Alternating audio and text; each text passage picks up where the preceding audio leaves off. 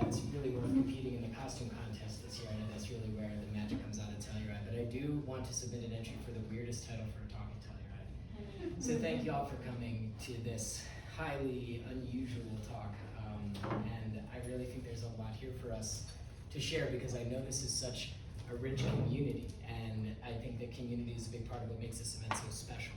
And so I want to talk about how do we relate like a mushroom? How do we learn to embody fungal wisdom in our lives in different ways? And I'm going to talk a little bit about how fungi relate in nature and what we can learn from them in our relationship to the natural world. And then I'm going to give all of us a chance to explore and apply these practices of authentic relating, which I think are the closest proxy that we have in human language to how mushrooms relate in nature, because they have many ways that are mysterious to us, and it's hard to translate what they're doing into human experience. But in my work as a coach and facilitator and retreat leader, I think these authentic relating practices are some of the simplest and most tangible tools that we can use to just fundamentally be better humans. So I'm really excited to share this stuff with you guys because it's transformed my life personally. And we will have time to play with this stuff. So I know somebody walked in here earlier and said, I can listen to anything for an hour, and you guys won't be listening for an hour, I promise you that. You'll be having conversations with each other and engaging in dialogue, and we'll have space for questions as well.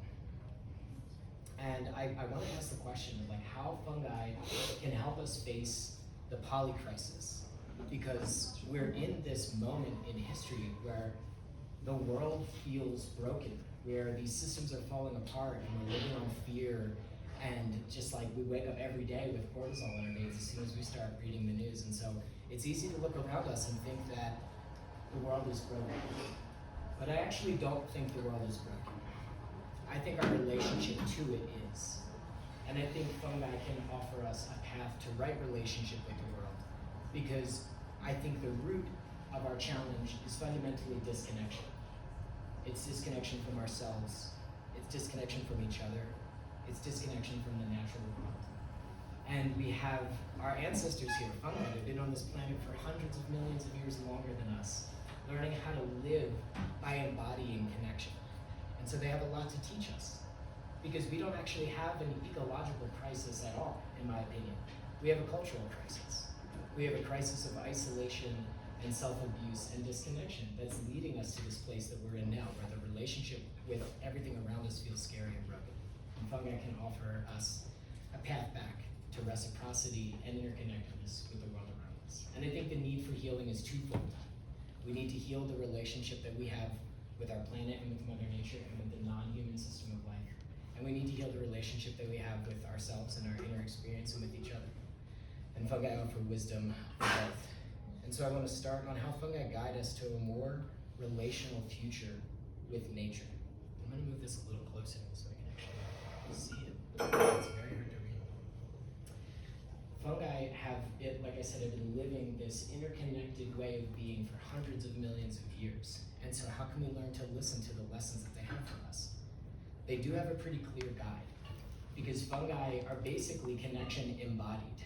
We've all heard this concept of the wood wide web, right? This has been popular since the 90s, that fungi are basically this information highway in the soil, that they're not just sharing nutrients, but they're sharing information and data in the soil. So they're connecting different plants and being able to share signals even across species in the forest.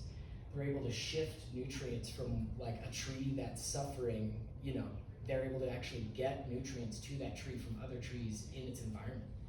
And fungi actually exist by creating that stability in their soil ecosystems, right? So they're actually building stability while they grow. They're preventing erosion. If you see the way mycelium looks in soil, you can get a tablespoon of soil and it has a kilometer of mycelium in it, because they're just constantly weaving these webs up to 1 cell thick, just moving through the forest. So they are literally this webby mat of connection that's both seeking itself and seeking relationships with other organisms in its ecosystem as it grows. So it has this incredible ability to create the conditions for its own thriving while supporting an ecosystem around it that sort of builds the things that it needs. It needs wood, it needs trees, so it creates denser soil and builds these networks of support that don't just benefit it, but benefit everything around it.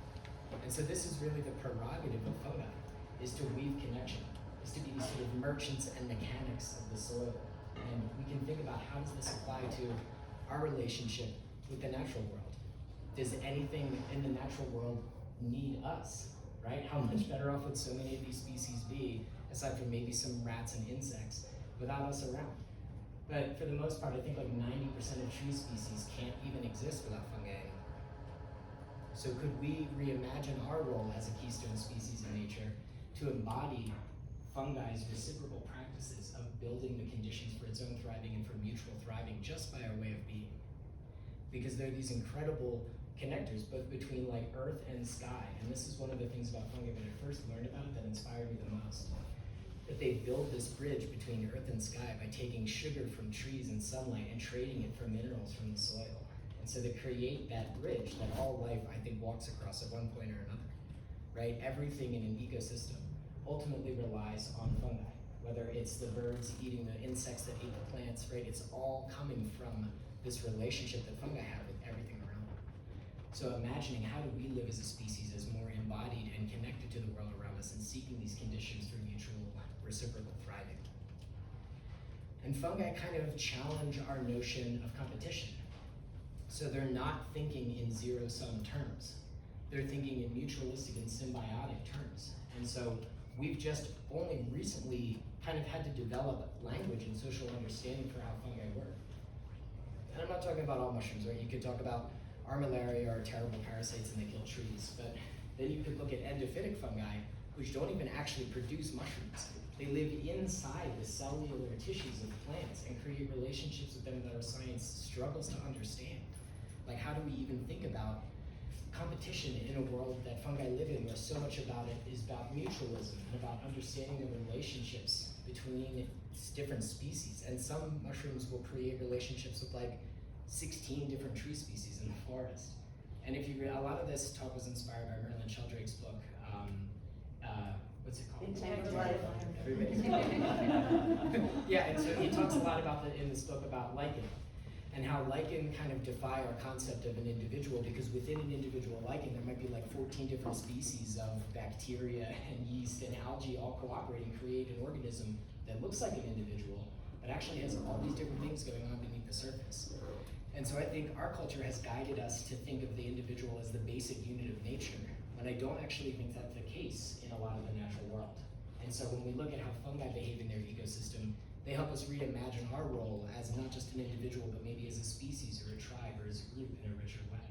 So how could we take some of that and incorporate it into the way we build our culture? Because like I said, I don't think our culture, our crisis is ecological, I think it's cultural. So how could we take a page out of this book that like being more symbiotic and not seeing our relationship to nature as competitive? Because everything changes based on your relationship to the world around you, based on seeing it as, you know, having dominion over nature and needing to outcompete these other species, or seeking relationship and reciprocity and mutuality with other species. It changes everything.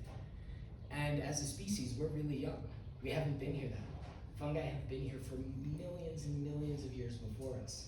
And it actually, the first international conference on symbiosis didn't even happen until the late 60s. Like, our science on this is like very new, very juvenile thinking.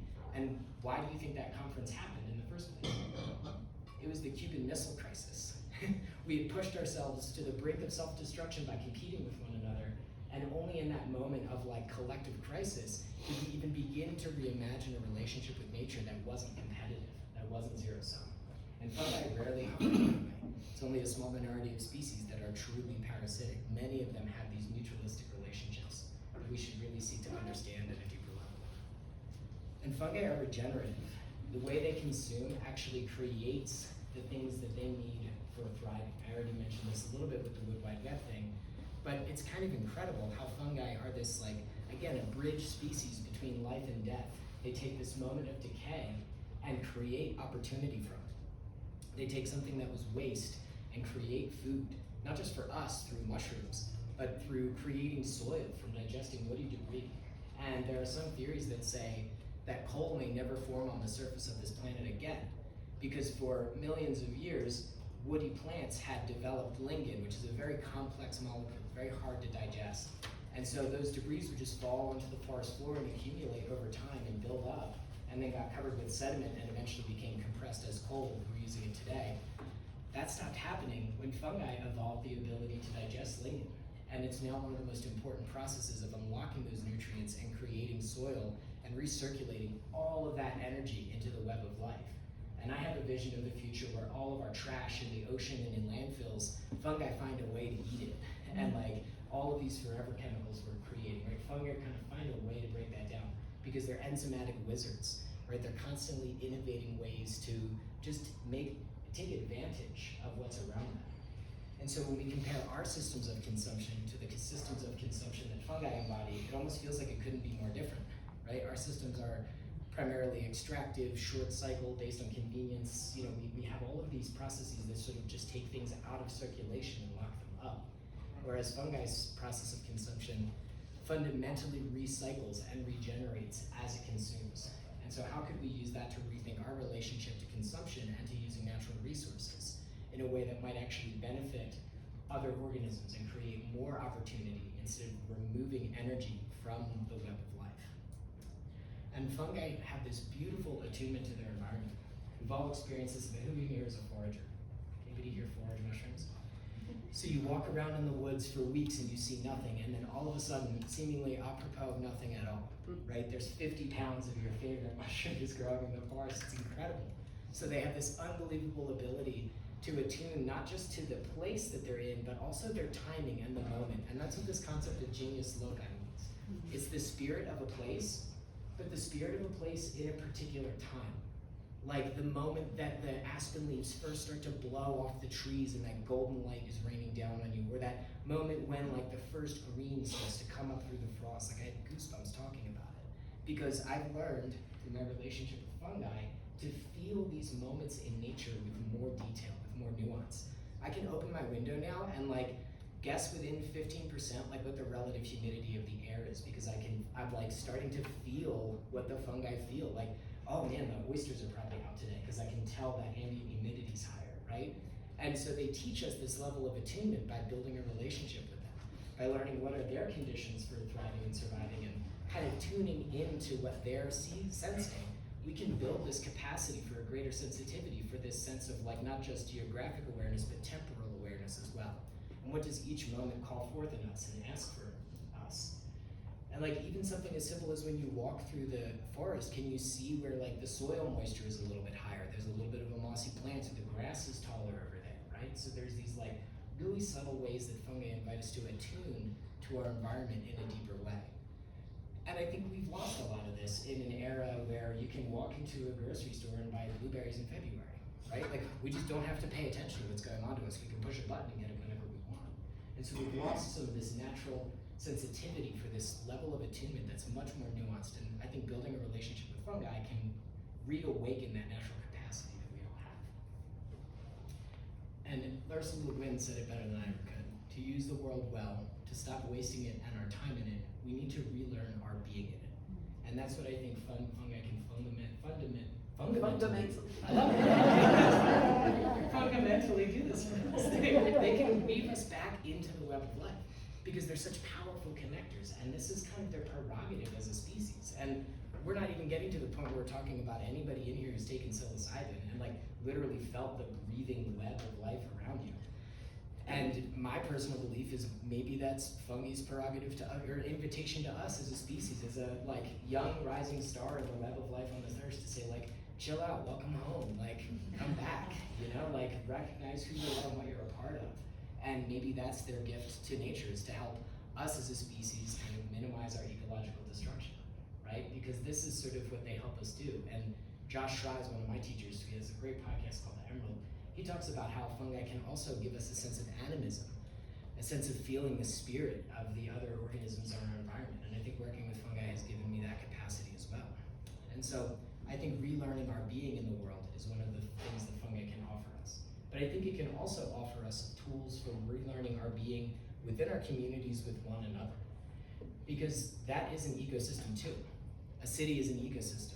You know, a business is an ecosystem. A family is an ecosystem. A community is an ecosystem. And so how does an organism that we last shared an ancestor with like over 600 million years ago have any like intelligence to offer us about relationship? but I think it really does. I think it has a lot of the same patterns as the ways of rejoining our connection with nature. And so we have these models in fungi for understanding, for listening, for receiving, and for reconnecting at a much deeper level. And so these mycelial models fundamentally invite us to look at how we can strengthen the system, not just the individual, right? But how do our actions as an individual contribute to the benefit of the whole? Not just for us as in zero-sum thinking, but how do we really get back to reciprocity and reconnection as a form of building resilience? And there's a beautiful concept that I came across that I think illustrates this well, the idea of a finite versus infinite game. And a finite game is a game like chess or football. It's played to win, there's a clear winner and a loser, there's steps you take to get to a desired outcome, and boom, you've had your objective. An infinite game is something like dance or improv or playing music, where you're improvising with other musicians. The goal isn't to win or get anywhere, it's to keep the thing going. And I think that's fundamentally the game that fungi are playing. They're not playing a finite game, they're playing an infinite game. How do we keep this party going? And I think we're playing a finite game of how do we win or get what we want in the end. And so that's that reconnection, that model for infinite games, we can apply that in our relationships and our communities. They help us shift, again, away from that isolation to interdependence. And I think isolation is a disease, loneliness is a disease. Most of us probably felt a acute dose of it in the last 5 years during the pandemic, right? Where you're like, oh my God, I'm so alone. And I think that's just a function of our culture. But coming back to that interconnectedness isn't, I think, a relief for a lot of our fundamental psychological and cultural illnesses. It's once we feel connected again, we don't need a lot of the things that are keeping us sick. And has anybody seen the Rat Park talk on TED? This is a great talk about addiction, where basically they give all these rats in these labs water bottles full of heroin and cocaine and be like, look, see, the rats get addicted. Yeah, of course they do. And then you put the rats in the same situation. You have the water bottle of heroin and cocaine, but then you have this amusement park between all the cages where all the rats can hang out with their rat friends and play and get exercise and socialize and all this stuff. Guess what? They stop doing the heroin and cocaine. So they don't actually need the drugs. They're just trying to heal disconnection. And so I think we have the same problem in our culture. If we felt more connected and more held by the world around us, would we have as much of a crisis as we do in mental health and drugs? And my suggestion is probably not. And so what's needed now are skills for relational community that can help us rebuild some of this interconnectedness that we've lost. And these authentic relating practices, I think, mirror fungal wisdom in some fundamental and interesting ways. And where we're gonna go next is I'm gonna walk through these 5 practices with you. We're gonna get a chance to play with them together and try them out. And so these are the 5 practices. They are welcome everything, assume nothing, reveal your experience, own your experience, and honor self and other. And I got a great slide for the photo takers at the end of this. It's gonna have all the detail. You're free to take as many as you want, but I thought of you in advance. So this first one, welcome everything, doesn't mean we have to be okay with it. Doesn't mean we have to actually like what's going on at all. It just means we're, as the kids say, here for it. We are not shutting down, and we are in the space between fight and flight in our own nervous system, and we're able to recognize that. We're able to recognize when we're in that defensive posture, or when we've kind of dissociated or checked out. And we're able to recognize it in others and be like, hey, are we still, are we here right now? So it doesn't mean we need to run away. It doesn't mean we need to always say yes. It just means we're in that window of tolerance when we know we're actually available for real connection. I call it being with, not in your experience. And being with your experience could be saying something like, I feel some anger coming up at the way you just spoke to me, versus turning to somebody and saying, I'm angry with you, right? Where we've identified with an emotion and now it's sort of got hold of us. And it's limited our choices in a way. When we're sucked into that emotion, we don't have as much agency to really choose and to really listen to what's needed here. So there's a kind of yin quality to this, a little bit of a more receptive and leaned back, but not checked out piece of how we need to be, and kind of in that observer seat. We're able to witness an emotion without needing to react to it. And I love this quote from Ram Dass. I think it sums it up perfectly. The world is perfect as it is, including my desire to change it. So we don't actually have to be okay with it, but we are welcoming it as it is. We're not resisting the circumstances that we're in. We're not wishing it were something else. We're kind of like, okay, this being the case, what is my next move? And assume nothing isn't actually possible. I think it just looks cute with welcome everything. It's just like kind of like it dances well in the language, but it isn't actually impossible to abandon our subjectivity. We all have all of these like life experiences and biases and very valid opinions about other people's behavior, right? Like, the last time I trusted them, blah, blah, blah. Or, they always or they never so and so, right? So it's kind of hard to step out of that.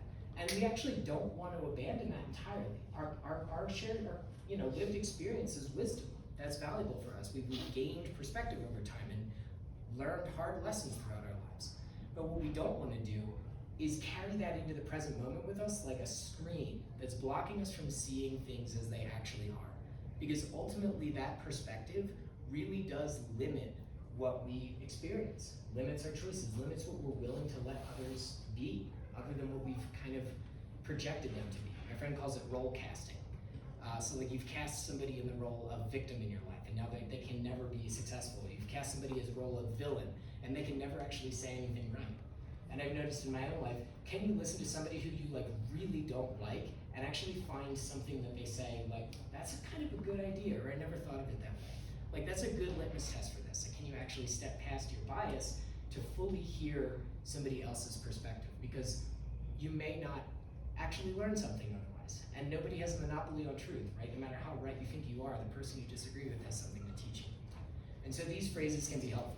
I'm telling myself, this is going really well, when it might not be. Or, I assume you don't trust me, when that's not actually the case, right? Or, it seems to me, right? So these are just little ways to poke at your perspective in non-judgmental ways and soften your reliance on your previous experience to be able to meet the moment more fully as it is.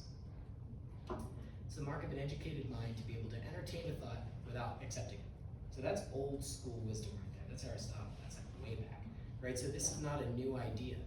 But I think, especially in our polarized culture, it's become really challenging to do this. Where like, if you're not towing the moral party line, like you're not like, you're one of them, right? So like, I think in a rigid culture that's really polarized, it gets really hard to entertain ideas that don't fit into our worldview, but we atrophy and get brittle if we don't do that. And so assuming nothing basically means we're trying to stay a little bit porous, like mushrooms do, right? They have boundaries, they have immune systems, but they're fundamentally open to the world around them and kind of trying things out and testing new connections all the time. Reveal your experience.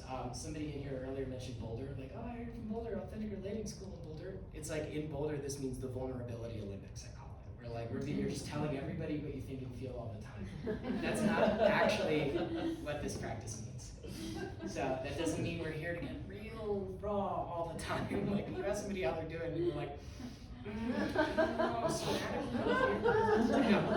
that's not necessary in every interaction. Okay? Maybe in some places it's really helpful to open up a deeper connection point with another person. But revealing your experience just means you're fundamentally in touch with what's alive for you, right? Do you have the presence of mind and body to be able to tell the difference between genuine panic and maybe just having had too much coffee this morning, right? So like, how aware are you of what's coming up for you, and how honest with yourself can you be with what's coming up? Because fundamentally, like, when we describe and process that it actually moves, it metabolizes, it releases just in the act of naming it sometimes. And so it can be really powerful to be super specific with that in both the language we use for ourselves and the language we use with other people. Because this helps get our needs met in very specific ways. And fungi are modeling this in the way they're brokering relationships in the forest. They're being very specific with like the nitrogen they're trading for that sugar or whatever it is, right? They're at a molecular and chemical level, the language of plants is chemistry. Dennis McKenna said that at the MAPS conference, and it zipped into my brain because I was like, yeah, and like the mushrooms speak that language so fluently in such nuanced ways. And so I really do think that this reveal your experience piece is about emotional vocabulary. It's about a deeper level of self-understanding. So that way when we open up that opportunity for connection to others, it's in really clear language.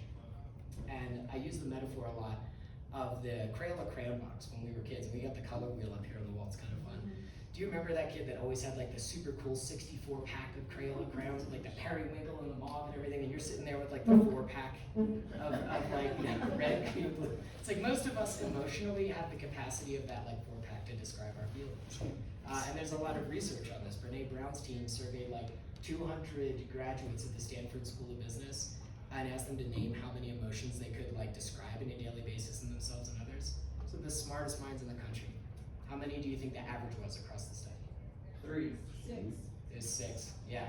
Single digits, guys. Not great. Should have tried with the art students. Yeah, yeah, the liberal arts kids would have done much better than the business majors in this. But the point is, like, we're really under-equipped to do this well.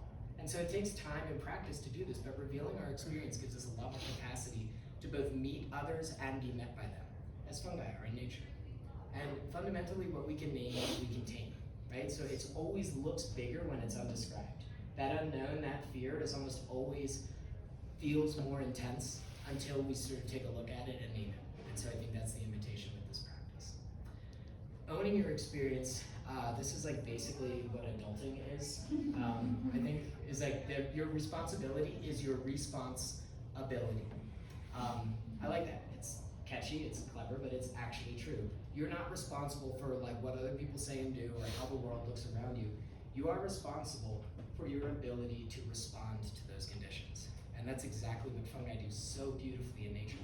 They just respond to their conditions, right? They don't complain that there's a drought. They just like go down a few more inches into the soil and like wait for the rains to come down, right? So how capable are you at responding to challenges with grace and with skill and with full choice? Outside of that like fight or flight mode, outside of that shutdown, how capable are you in meeting that moment? And ultimately, anything that has like control over your inner experience, anything that kind of determines how you wake up in the morning and talk to yourself and carry yourself in the world, has power over you. Because you give your power to that thing through blame, right? Whether it's your narcissistic boss or interest rates or the dog that ate your homework, right? These are excuses as old as time. We use them on ourselves every single day. And I've heard it said that the edge of your comfort zones is lovingly decorated with a lifetime of favorite excuses.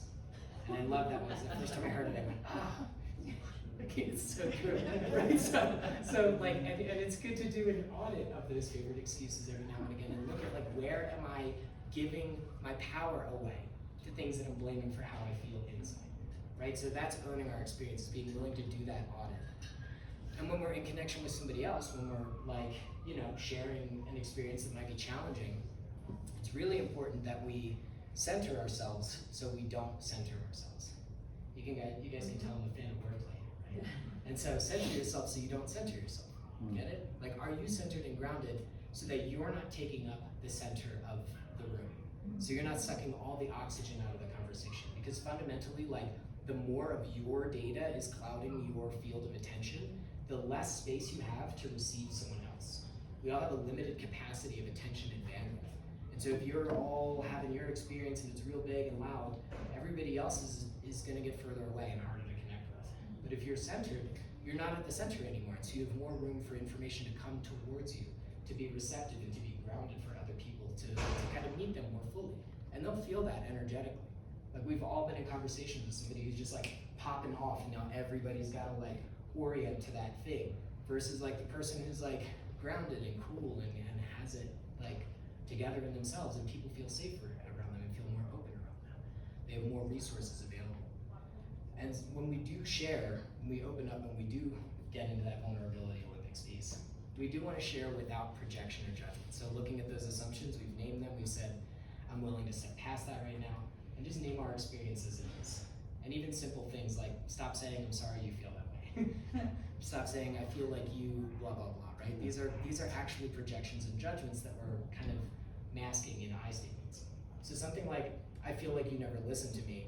Somebody could say, well, no, I'm listening to you kvetch right now. Like, that is literally not true. Versus like, I feel unheard when you cut me off before I finish speaking. That's a little different, right? So now we're actually in a place where they can receive us while minimizing that judgment and blame. So this is expressive, it's clear, it's balancing that receptive piece at the beginning with a little bit more yang energy, a little bit more clarity here. And we don't see the world as it is, we see it as we are. And this is brilliant stuff. Because when you actually think about it, it's so true. We all walk through the world with this very beautifully crafted set of perspectives that can be very valuable, but they can also be excuses and limitations too, right? And fundamentally, when you see a bee, do you think stinger or do you think honey? It makes a world of a difference. And the final practice, I'm gonna date myself as an elder millennial here. This is the rug in the Big Lebowski. It really ties the room together. So this is where all of these practices meet in one place.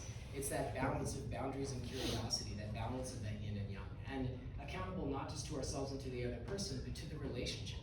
And this is where I think fungi step in again to the picture, like they're accountable to the relationship, to the whole system. So they're honoring themselves, they're getting what they need, but they're not overextending, they're not abusing, they're not seeking to exploit your gain. They're just really looking for a way to balance the relationship so that it feels whole. And who here has heard of the golden rule? Do you want to toss it out? Treat others as you like to be treated. Correct. And what do you think the problem with the golden rule is? You don't treat yourself that way. That's one of them. What's another problem? You don't know that the other person wants to be treated the way you want to be treated. Bingo. It relies on the assumption that they want what you want in the same circumstance. And so there's some nuance here, because there are some fundamental human things that we all share, right? There's some primary colors way down there at the bottom that are fundamental, like safety, dignity, and belonging. But ultimately, your response to a situation is very different to somebody else's in many ways. And so if you try to give them maybe what you would want if you were similarly hurt or aggrieved, you might be missing them entirely. And that's the difference between sympathy and empathy. Sympathy is I can imagine what I would feel like in that situation. Empathy is like I'm able to slow down and fully connect with you so I can meet you in what you need. So that's the platinum rule. Just treat others as they want to be treated, which requires we actually slow down and find that out first. And so that question of what's needed here, I think, is the most elegant way to do this quickly. It's like, what do I need and what do you need, and where did that kind of Venn diagram overlap in the middle? And so this is that yin and yang in balance, and looking for ways for true mutualism and symbiosis to emerge in our ecosystem of community and relationship. So this is me. Curiosity is the antidote to animosity. I think that's actually the quickest way to get back to connection. When you feel the mercury rising and the tension there, just be like a little bit more curious about you, about them, about the situation, about what are the inputs to this, and slow it down and ask more questions. And we'll be able to do better for one another that way. And this is the slide I promised for the photo takers. This is kind of a summary of all of the practices, and I know it's super noisy and hard to read, but I knew somebody would probably want this because I don't have my little handouts. So if you want, you can take a snap of this, just kind of refer back to these practices. And I want to take a little bit of room for a conversation here, because I know I've been kind of talking for a while, and I want to give you guys a chance to reflect on this and share either experiences you've had with these practices, or maybe things you don't think would work from what I said, or challenge this a little bit. I want to give a little room for a conversation. I'll maybe speak because you're lighting up my brain a lot, and I don't know exactly what I want to say, other than it's often hard to be the person to speak, and I have no issue with that. I'm a therapist, and a lot of what you're saying resonates so much with what I do. I work a lot with trauma and a lot with Indigenous wisdom, and I think a lot of what I do in my work is trying to bring Indigenous wisdom back to the forefront of what we do. I'm both part Indigenous, but mostly a settler. I think as part of most of our responsibilities as settlers is we do have to create platforms where this knowledge can be reintegrated, because it is what we need. And they have that connection, that innate connection that you're talking about, that fungi have as well, that we can all learn from. And I feel like these are you guys are all mushroom people and you can relate to that. And all of this exists, and I'm hearing your brain work, and then my brain's firing up, and I feel like collectively we all have the brains to make shit happen. And yeah, anyway, I don't know what else to say there, but that's just some brain thoughts to share. Yeah, you got about 5 slides ahead of me when there was a point I want to acknowledge that a lot of the stuff I'm saying is fungal wisdom. Actually, a lot of indigenous and land-based cultures have baked into the cake of how they operate. So this is really a talk for us Westerners, right? This is not a talk about how humans in general relate to nature, but how our culture in particular does. So thank you. Yeah, and thank you for crediting that. I'm curious about the model you've created here in terms of the fungal wisdom as a role connector. And have you extended that metaphor out to the other roles of fungi in terms of human types like parasites and infections and pathogens and decomposers? I'm just curious, have you explored those fundamental roles in nature as part of this model as well? That's awesome. I haven't, and we should get a beer later and talk about it. I really appreciated what you said about the finite game versus the infinite game. In my work with young children, I would put out toys that are open-ended versus closed-ended. Things that, you can do a lot of things with a cardboard box, Yeah. right? Versus a thing that beeps and does everything for you. And I try and do the similar thing with conversation and relating. I could say to someone, oh, did you have a good day? And that requires a yes or a no. But I could say, oh, tell me about your day. And then a whole conversation opens up, and then it's interesting and it waves back and forth. So this whole thing about finite versus infinite is something I live with a lot. Yeah, I'm really glad that I was hoping something like that would happen in this talk, where you hear something that already fits in the patterns you recognize from your life. Because that was the gift for me in this, was like, oh, I already know this stuff. This feels familiar. Like, I can lean into those patterns a little bit more. And if you take that like infinite game thinking and try to apply it everywhere you can change your life. It really, really is a powerful concept. And I think it's part of our nature, because children do it naturally. Like, I bet a kid would have way more fun with a cardboard box, right? Because we have this natural creativity in us. It just kind of gets like conditioned out of us by credit scores and all this other stuff. First of all, I really wanted to thank you for not being the form of authentic relating that is like, I feel warmth in my stomach when, like, if you're not going through a process of expressing trauma through somatics is not that interesting. So like, I appreciate the mental component. But I also wanted to ask, like, this seems lovely when both people are on board. And I don't know if there's a fungal metaphor, but what do you do when one person is not on board? There's a version of this question every time I give this workshop. It's like, what do we do with the muggles, right? People haven't been to wizard school yet. Like, it's here. It's in the field every single time. And I think we just have to do our best to model what we want the relationship to be by holding and carrying ourselves with the greatest degree of dignity we can, while still honoring ourselves and our boundaries. And sometimes authentically relating means authentically not relating. There's no promise that this is actually going to get you to a place where you want to be in a relationship. Sometimes the capacity or the desire isn't there. And in that case, it's a step to honor self and be like, okay, well then how do I actually limit my exposure to this thing that's fundamentally extracted from me, that's not reciprocal, that doesn't feel balanced? That's an act of self-honoring to recognize that there's maybe a gap there. And so you can do your best to model and teach, maybe not teach, but like model what you want and create an invitation without judgment, with as much skill as you can muster. But ultimately, like, it isn't yours to create the wholeness, right? That has to be, I think a healthy relationship and a healthy dynamic is 200% responsible. Where both parties would be willing to be 100% responsible, even if it's not your fault. You'd be able to come and say, this isn't my fault, but it is my responsibility to help heal it and make it better. And I think that's how I feel about somebody mentioned like settler energy. It's like, it isn't my fault, but it is my responsibility to be a part of making it better. Because anything else is like competing to be the bigger victim, right? Somebody's always gonna end up as the aggrieved party, but we can't always get there. So thanks for acknowledging the limitations of the model as well. Maybe one more question here. Well, I get stuck by the yin-yang stuff, because I'm kind of stuck on yang active, yin passive, male, female, all of those words. The yin-yang is, it's a problem for me. I get stuck, it kind of takes me out. Yeah, and I'm presenting it here as maybe, hopefully not a binary, but as just sort of a polarity or as a spectrum. And I don't think of yin as passive as much as it's receptive, right? So it's like, it's listening, yang is expressing. And so I'm trying to present it that way, as like a polarity that we can play on, and that there isn't like that line in the diagram actually isn't there, that it's sort of just a fuzzy space between these two things that energetically start to differentiate at a certain point. And I think each of us are gonna have our own process in kind of expressing or working with that, because I don't think binaries are useful either. My license plate actually says nuance on it, because I think black and white thinking is one of the least helpful things in our culture. So I understand it's like, yeah, those bring up some challenging things, and my invitation with presenting them here is to view them as part of a spectrum of energy that we can like swing on naturally and we have variance with. And it is there, it is real, it does exist, and so how do we play with it and make it useful to us and what we're trying to co-create? I like receptive and expressive. Those are Yeah, kind of that's, ones yeah, for me. it's like plus and negative on the pole, like just versus You know, not like, ooh, versus,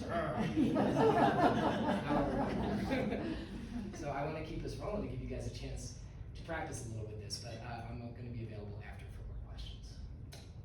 So I want to give you guys this practice called the noticing game. And this is a really simple practice. You can turn to the person nearest you. It doesn't matter if you came with them or not. It's going to be really easy. The only thing I need you guys to be sure to do is to listen for this sound. It's a very important sound, which means the exercise is over and you need to listen to me again. But I'm going to give you guys some very simple instructions for this game.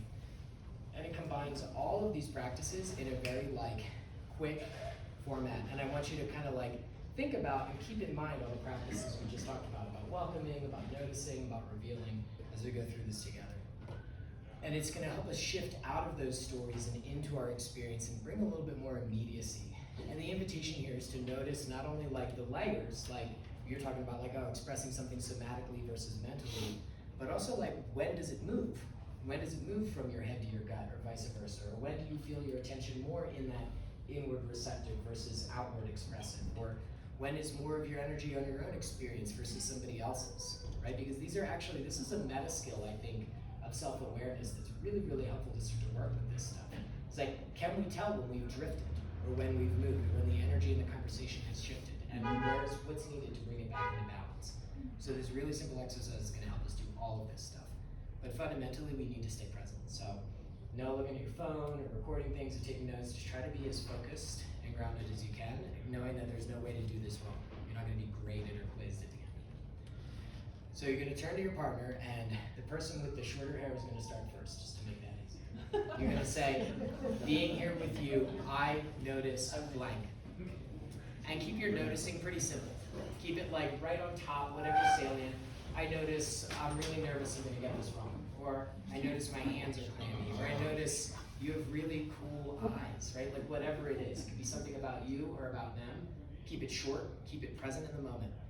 Your partner's going to say, hearing that, I notice blank. What does what they say actually create or generate in you? Hearing you say you're nervous makes me feel a little relaxed because I'm nervous I'm going to get this wrong too. Or hearing you say you notice my eyes makes me feel a little self-conscious and a little shy in front of you, right? So can you actually be with that co-created experience? And this is what's called a relational conversation. They're fairly rare, but they're very connective. Conversations are mostly informational, like data, or narrative and personal about our lives or the things that aren't happening right now, but we think are part of who we are.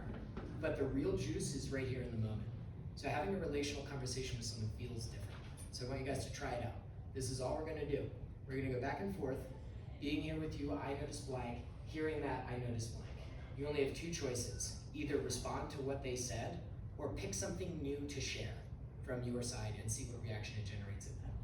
Any questions on our structure before we get into this?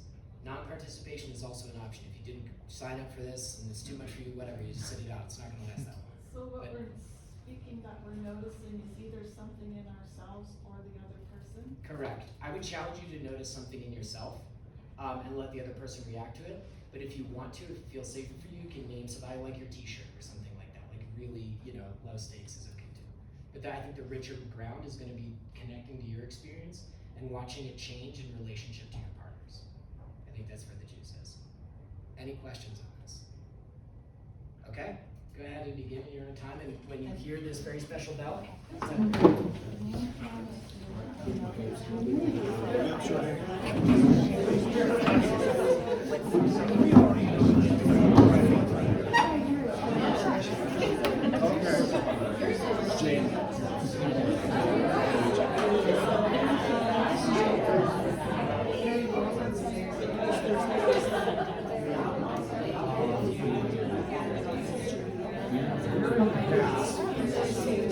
I noticed I've been coming here since 1995. Hearing that, I noticed that this is a happy place to be coming into the Mushroom Festival.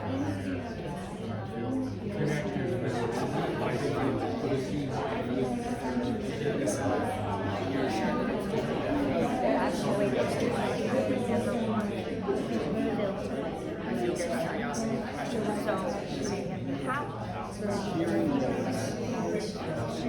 So, Yeah,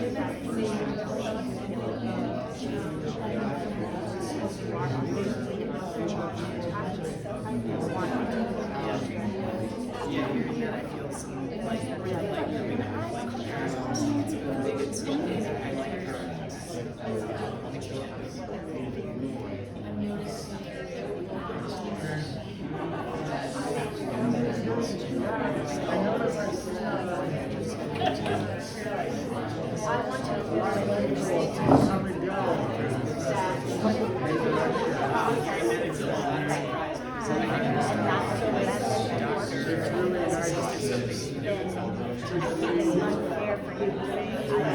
nice the experience and knowledge you have by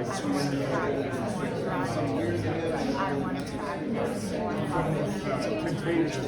I like to see all the enthusiasm and everything spread down to the younger generation. a little like wanting to get into a bigger conversation about them and wanting to also bring it back.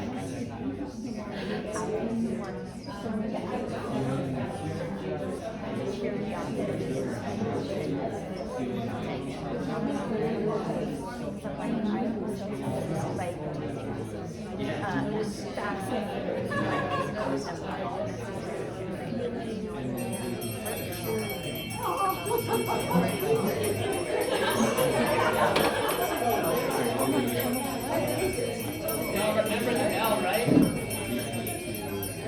You're just thanking your partner and yeah, wanna just take a minute to reflect on that as a group. Like, what was that like to have a really relational conversation? Came up for you. Very short. Yeah. Well, only 45 minutes. I think it kind of forced me to think more about listening than responding. And I think just being receptive is good. Yeah, you can't plan what you're going to say next, right? Which actually forces us to be in the present. And it's different than a normal conversation because a lot of times we're often thinking about what we want to say next. And that's not actually what real listening is. That's kind of just like waiting to talk. It's not the same thing. And so this is a deeper level of that. Thanks for giving that. I think I always fail this game because to me stories are vulnerable and naming random physical sensations is not vulnerable. Why do you view that as a failure? Because the exercise was to name things that are happening now, which I intrinsically perceive as less connective or revealing than the narratives that we have. Huh, that's interesting. I don't think I've heard that perspective before. And I don't think it's a failure. It's not like you're trying to be vulnerable or real, you're just trying to be present. And so as long as you were present with your partner, then you achieved the goal, I guess, if there was one. Yeah, I'd like to talk more about that. I think. It's interesting. It's an interesting one. There's a nuance what you said before. It's anticipatory. I'm curious your thoughts on when you're open, you're listening for maybe that possible rapport and where so I don't know, is that considered positive? It's not necessarily goal directed in that way. Like, you're not looking for a connection. Like, there was a moment in my dialogue where I actually felt like the connection was lessening. And so like it's just tracking the experience. And I think this is maybe kind of speaking to your piece of this. This is fundamentally, this is a practice called circling, which is basically like you just stay with the present, with the other person. And it doesn't always lead to everybody feeling good at the end of the conversation. It doesn't lead to connection. It's just about tracking aliveness. It's just about staying present. And in my opinion, I think those stories are less alive because they aren't happening right now. And so whatever's happening right now has to be more alive because it's here, even if the story is influencing what we're experiencing right now. And so it's not about getting to rapport. It's just about feeling what's going on, as opposed to the story that we're writing about it while it's happening.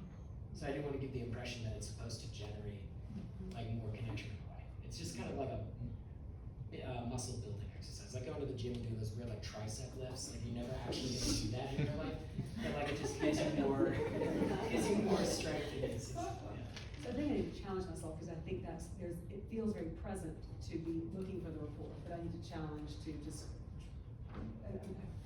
Yeah, maybe you're going into it saying like, how do I get connection? How do I get to rapport? And maybe that's changing the way you engage with the conversation.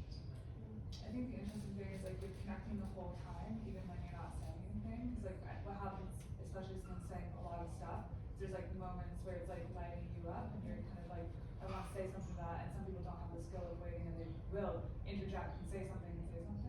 But there's a practice that you have to just like wait. And like I do this as a therapist all the time, when people are saying stuff, and there's gonna be a point where they stop and they look at me and they're like, "What are you gonna say now?" But I don't know when that point is. So the whole time I'm just like listening, and there's stuff happening. And all of a sudden they stop, and there's something back here that I thought I really wanted to talk about, but we got here now. Now we're present here. Letting go. Like, yeah. Julia. One more in the back. I'm sorry, I haven't heard from you. I just like the idea that I don't have to control the outcome. Like it feels very freeing, like, oh, okay, I can just notice and choose to say or not to say. Like I'm not in charge of the outcome. Like for me, like not having to have control is kind of, I don't know, what I like that. Yeah, I do too. So I just noticed our time, like this has flown by. I think we're almost at 4:30, so I have to move us to our wrap up here. But I'd love to continue this conversation for like another 45 minutes or so. Which is basically what I want to talk about next, is like how do we actually build a relational future by embodying human mycelium, and how do we start to carry these practices forward into our lives and into our communities? Because that's what I want for each of you here. You took time out of a really exciting and busy week to be a part of this, and so I want you to find a way to anchor a piece of this for yourself and take it with you. Because I ultimately think like no matter what the problem is, the answer is community. And I'm biased, right? This is my perspective, these are my assumptions, but I haven't found a place where this isn't true yet. That like community is also a living system that needs to be tended for. It's its own relationship, right? It's not just me or you, it's the whole system coming together. And so how do we look for ways to serve that living web, that relationship, through how we show up? And could we cultivate ourselves to be better stewards and servants of that mutual relationship and community that we all need? Instead of shifting our thinking from like what we can take to what we can give. And that attunement and presence, I think, is fundamental to embodying a mycelial mindset. And I really love some of the diversity of that you brought in, of like, oh, maybe we actually see some of these things really differently, and the attunement of like, maybe that story is what's alive for you right now. That attunement is what matters. That, I think, is the key skill, right? That's the part of it that is really fundamental to this, that we're seeking to understand before being understood. And then we're also seeking to really understand ourselves. I think to be effective in this work, we really need to be disciplined in pursuing self-knowledge and attuning to our own experience in a deeper way. And learning like what parts of my beliefs are really mine, and what parts of my beliefs have maybe been given to me by the world around me. And is that still in service to what I really like need right now? And seeking that incompleteness of our truth, right? That nobody has a monopoly on truth. That's actually Angel Kyoto Williams, is one of my teachers. She said that we all have to allow for the incompleteness of our truths. And I think that's just beautifully put, right? That we're always trying to find ways at the edge of our experience to learn and grow a little bit more. And I think that meeting that moment, like Fogai do, responding to our conditions, being asked like, what's needed here? What's being asked of us? I found this was like really interesting challenge when I moved to Colorado 5 years ago from California. I had seasons again to like learn how to be a hobbit in winter and be expressive in summer, and not just try to go all the time. So like, what's being asked of us, both within ourselves and within our relationships and in our communities and in our world, and how are we uniquely suited to serve? Because all of us have gifts and all of us have attributes that are here for a reason. And so how can we learn to bring those without shame and without fear to the world around us by listening for our moment and stepping in when we're called on? And I think we can cultivate this practice fundamentally in community, because we need each other. We are built for relationship.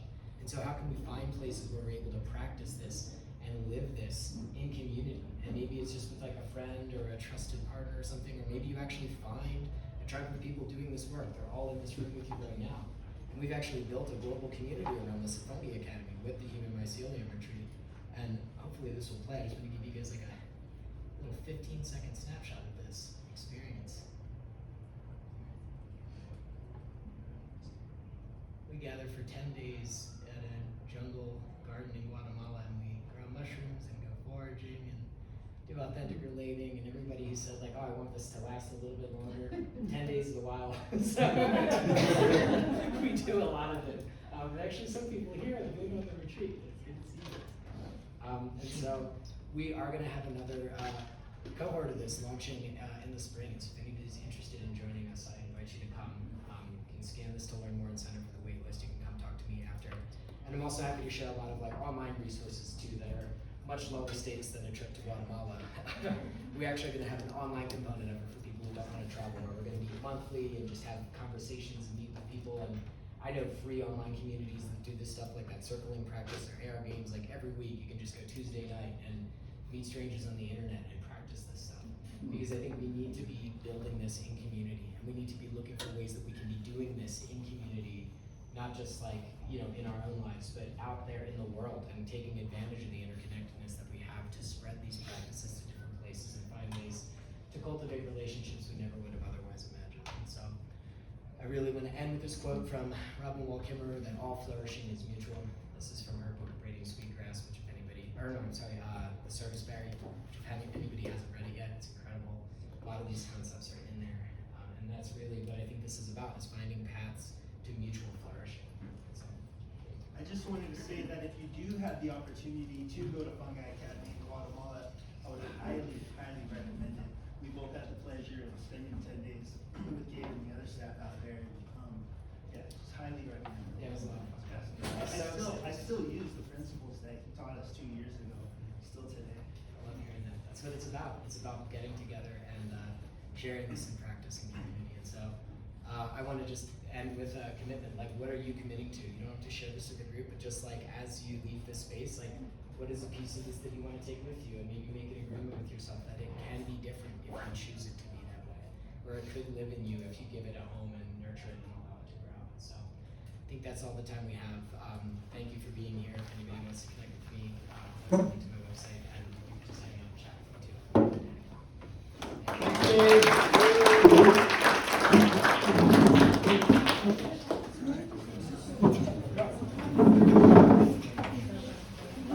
I'm kind of an introverted person. I'm very extroverted. Yeah, and I'm a math teacher, so I can step into that role in the classroom, but then afterwards, yeah, that's how I am. Yeah, you're not the first one to notice that. Yeah, yeah. You have to step into that role. Yeah. It's almost like you're role playing or something.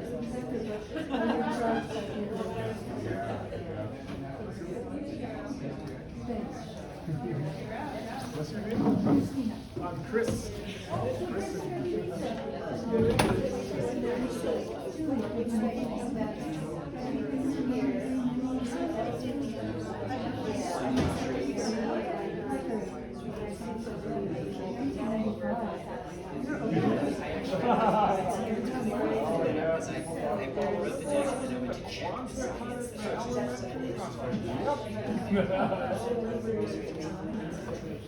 just going to say some of these.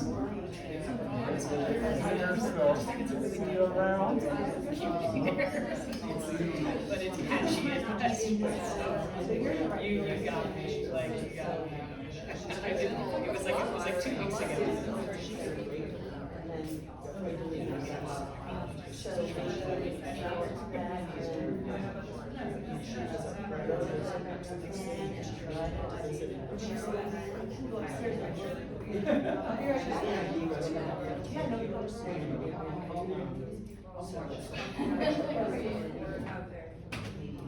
Just pick a place because I want to practice. Yes.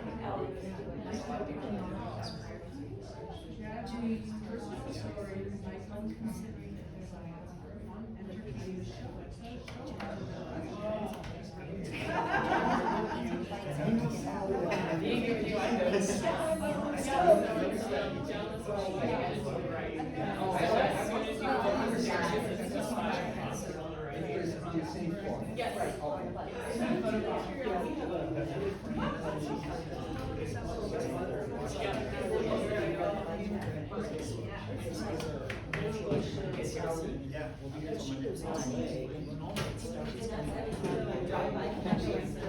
Yeah. Yeah, just to see. Right. I'm going to start,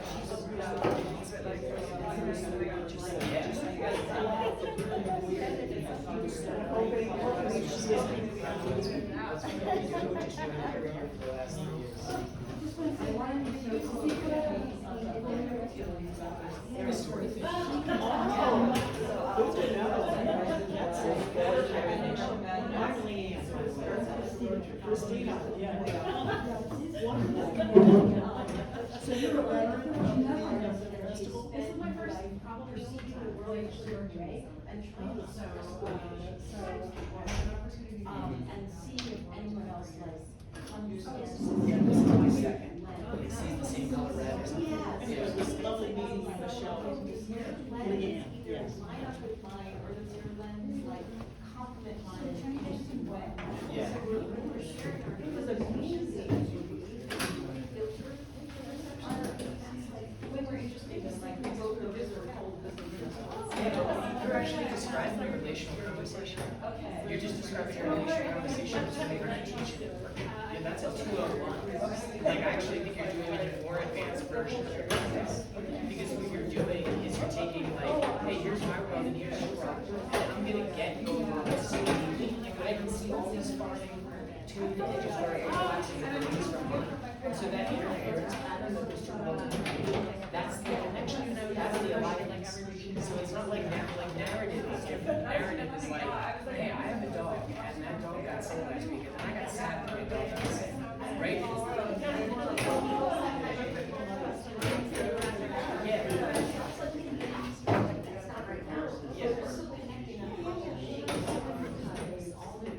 Yeah, but you're talking about the shaping is what's current, is what's present. So the hypercritical mother was the event. The result of that event is actually what you're connecting around. So like that aliveness is still there. You're just using like more backstory and context, and in these practices they call that context. Like that's why it is the way it is. Because without that context, you might view the present differently. But like, because like I might just think you're just a really critical person. But then you say, no, I had a hypercritical mother, and I'm like, oh my god, me too. And so now instead of seeing you as judgmental, I see you as an ally. Because like your judgment now makes sense to me because of your context. And so it's like, it's useful actually for connection. You're not excluding the past. Right? Does that make sense? Yeah, I think I maybe should too. Yeah, no, because that definitely is a layer of it's like, that's the, like, we just gotta start somewhere. Most people when they do that exercise, I do this in like banks and insurance companies and manufacturing companies. I do that exercise and people are like, I don't know. They're just like, they don't learn nothing, they don't know what to say. So if you're like, it just depends on like the skill level or the experience of that. I also want to maybe add that like when you're talking about this, like you're connected from, like that there's so much information now that does go to the backstory. It's like that curiosity, like why is it going on? Where do you get our experiences that are giving us information about the present?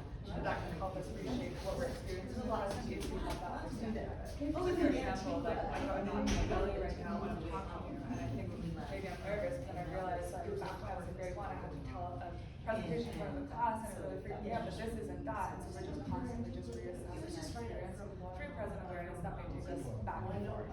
And I get that, I just feel like sometimes I could post my house, and it's like, we're not even funny, like, maybe right now, I'm just, it's fine, like, I'm not asking. But that's just the essence. So yeah, that's just like Right, and so that was kind of a variation of what this woman said here, but I felt like it wasn't working because I wasn't getting more connection. Like, saying like, oh, it's not working because it's not big, or it's not interesting. It's like, that's okay. It's like it doesn't actually have to be anything. You're just like, well, being here with you, I think it's like, I'm just here. We did, It's like, yeah, it's nice. You're just, Akira was yeah, nothing, but just that's great. which to me, I almost think that that's so yeah, we're these past things, and you're just there because like sometimes we can use